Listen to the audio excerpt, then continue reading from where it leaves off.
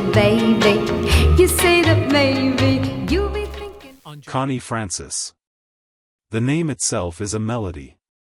For a generation, she was the voice of heartbreak and happiness, the sound of teenage dreams from a car radio on a summer night.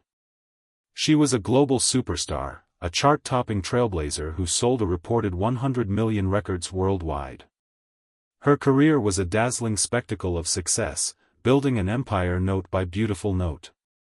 A staggering $25 million fortune was the final testament to a life lived in the spotlight. But her life was also a story of unimaginable tragedy, a series of devastating blows that would have silenced anyone with less spirit.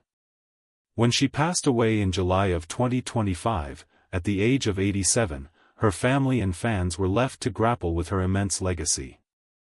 They cried, not because of the millions, but because of what that money represented, a life of staggering success and the devastating pain she had to overcome to achieve it. This is the story of that fortune, the heartbreak behind it, and the incredible resilience that defines the true legacy of Connie Francis. Connie Francis, the voice of a generation, a chart-topping superstar with an estimated $25 million fortune. Her life was a whirlwind of fame and success. But it was also marked by unimaginable tragedy. As the world reflects on her passing, the story isn't just about the money she left behind.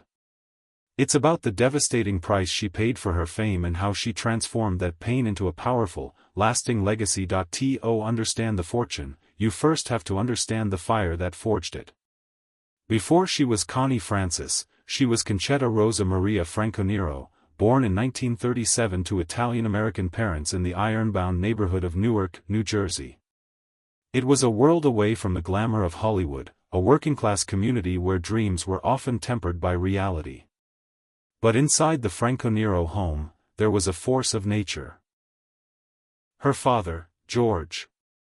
He wasn't just a parent, he was a visionary, the relentless driver of his daughter's talent. He saw the spark in her when she was just a toddler, enrolling her in accordion lessons at age 3 and pushing her into any talent show that would have her. By the time she was a preteen, Concetta was already a local celebrity. Arthur Godfrey, a titan of early television, saw her on his Talent Scouts show and gave her 2 pieces of advice that would alter her life: lose the accordion and change the name. Franconero was too hard to pronounce, he argued. And so, Concetta became Connie Francis. She landed a contract with MGM Records, but the initial taste of the industry was bitter. Song after song failed to chart. By 1957, MGM informed her they wouldn't renew her contract after one final song. The pressure was immense. She had dedicated her entire childhood to this, all for a career that was about to end before it truly began. Her father, George, ever the strategist, urged her to record a dusty old song from 1923, Who's Sorry Now? Relic completely out of step with rock and roll. She fought him on it, but with her career on the line, she reluctantly agreed. It was supposed to be her swan song. Then, fate intervened in the form of Dick Clark. He played the song on American Bandstand. The switchboards lit up. In a matter of months, Who's Sorry Now sold over 1 million copies, soaring to number 4 on the Billboard charts in the US and hitting number 1 in the UK. The girl from Newark, who was just weeks from giving up, was now an overnight sensation. The foundation of a $25 million fortune had just been laid, not with bricks and mortar, but with a song she never even wanted to sing. The success of Who's Sorry Now wasn't a fluke, it was the opening of a floodgate. Between 1958 and 1964, Connie Francis was the undisputed queen of the charts, racking up an astonishing 35 top 40 hits. Her voice was a constant presence on the radio, a soundtrack to the lives of millions. Hits like Stupid Cupid, Lipstick on Your Collar, and My Happiness became generational anthems. In 1960, she made history. Her single, Everybody's Somebody's Fool, shot to the top of the Billboard Hot 100, making her the very first solo female artist to achieve a #1 hit on that chart. She'd do it twice more with My Heart Has a Mind of Its Own and Don't Break the Heart That Loves You. But the genius behind the Francis financial empire was also a brilliant, forward-thinking strategy, much of it guided by her father's sharp instincts. He knew that to have a lasting career, Connie needed to be an international star. This led to one of the most innovative moves of her career, recording her music in multiple languages. Her 1959 album, Connie Francis Sings Italian Favorites, was a masterstroke. It was deeply personal and resonated powerfully with Italian-American communities and audiences in Italy. The album was a colossal success, staying on the charts for 81 weeks and becoming her best-selling album ever. This became her blueprint. She followed it with albums of Jewish, Spanish, and German favorites, becoming a global phenomenon. While other American artists were mostly confined to the English-speaking world, Connie was topping charts in Germany, Italy, and Spain. At the same time, she conquered Hollywood. In 1960, she starred in the hit film Where the Boys Are, and its title song became one of her most enduring hits. This opened another major revenue stream. The money flowed in from record sales, royalties, international albums, sold-out tours, and film fees. By the mid-1960s, Connie Francis had built an empire. The $25 million fortune she would one day leave behind wasn't an accident, it was the result of relentless work, profound and unrelenting tragedy. The first devastating blow came on the night of November 8, 1974. After a performance at the Westbury Music Fair in New York, Francis returned to her room at a Howard Johnson's lodge. An intruder broke in, robbed her, and at knife point, subjected her to a horrific sexual assault. He bound her and nearly suffocated her under a mattress before leaving. She survived, but the trauma was catastrophic. The confident performer was replaced by a woman who feared being in public. She descended into a deep depression, plagued by anxiety. As she later described it, every face in a crowd seemed to be that of her attacker, who was never caught. The psychological trauma began to steal her voice. She attempted a comeback, but in 1977, a botched nasal surgery damaged her vocal cords, rendering her unable to sing at all for 4 years. Just as she was starting to piece her life back together, tragedy struck again with unimaginable brutality. In March 1981, her beloved brother, George Franconero Jr., was murdered by mob hitmen.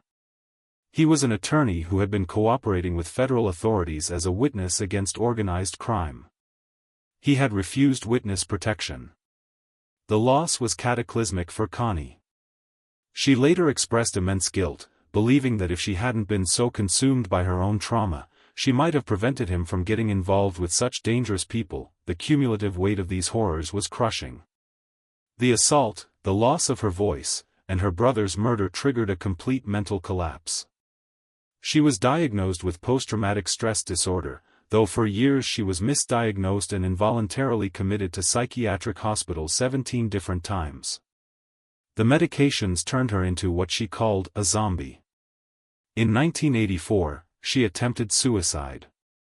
This was the hidden life of Connie Francis. A harrowing battle against trauma, grief, and mental illness that would give her final act its profound power. To be broken by life is one thing. To refuse to stay broken is another. The story of Connie Francis's later life is a testament to extraordinary resilience. After the murder of her brother, she decided to take back control. In 1981, the same year he was killed, she returned to the stage, even performing at the very same Westbury Music Fair where her life had changed forever. It was an act of profound courage. In 1984, she reclaimed her narrative, publishing her autobiography, Who's Sorry Now?, which became a New York Times bestseller. Her most significant transformation was turning her private pain into a public platform. Having experienced the failures of the justice and mental health systems, she became a fierce advocate. After winning a landmark lawsuit against the Howard Johnson's motel chain for inadequate security, a case that set new standards for safety in the hotel industry, she channeled her energy into helping others. Ronald Reagan to his task force on violent crime and became a spokeswoman for Mental Health America, working tirelessly for victims' rights and for veterans suffering from PTSD. As the years went on, she settled into a quieter life, retiring from regular performing in 2018 and living in her home in Parkland, Florida. She is survived by her adopted son, Joey. Then, in a twist that proved the timelessness of her talent, the world came knocking one last time.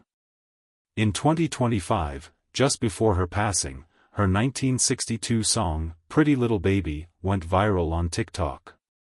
A new generation, completely unaware of her history, was captivated by the joy in her voice.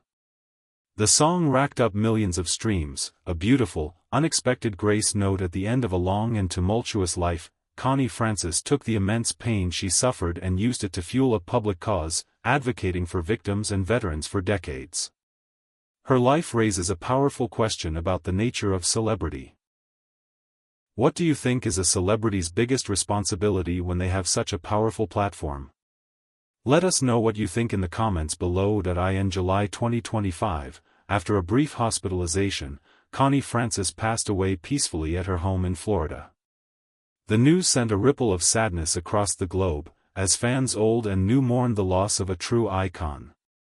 Soon, the conversation turned, as it often does, to the fortune she left behind, an estate estimated at $25 million. It's a fortune built from over 100 million records sold, hit movies, and shrewd business decisions, but to understand what her family mourned, and what her true legacy is, you don't need to see the details of a will. You just need to look at the life she lived. The tears shed for Connie Francis are not for a number in a bank account, but for the story behind it, the story of a woman who endured the unimaginable and refused to be silenced. Her true inheritance isn't something that can be divided up. It's in the way she transformed her pain into purpose. She took the horror of her assault and fought to make hotels safer for everyone. She took the crushing weight of her mental health struggles and became a national voice for those suffering in silence, partnering with Mental Health America to advocate for better care. She took the grief of her brother's murder and championed the rights of crime victims. Her family, including her son, were for a woman who walked through hell and returned with a plan to help others find their way out. Connie Francis lived a life of staggering highs and devastating lows. Her story is a chronicle of the American dream, realized through immense talent and drive. She was a pioneer who broke barriers for women in music and a global superstar whose voice became a part of our cultural fabric. But her story is also a stark reminder of the immense burden of trauma. The $25 million she left behind is a testament to her success, but the true measure of her legacy isn't in a bank account. It's found in the courage she showed by turning her pain into a platform for advocacy. It is found in her landmark lawsuit that made the world safer for travelers. And ultimately, it is found in a life that became its own definitive statement, that our deepest wounds can become our greatest strengths, and that a true inheritance is not what you leave to people, but what you leave for them. The fortune is just a footnote to the beautiful, powerful, and healing legacy she built with her life. Connie Francis's story is one of incredible resilience and purpose. What do you think is the most important part of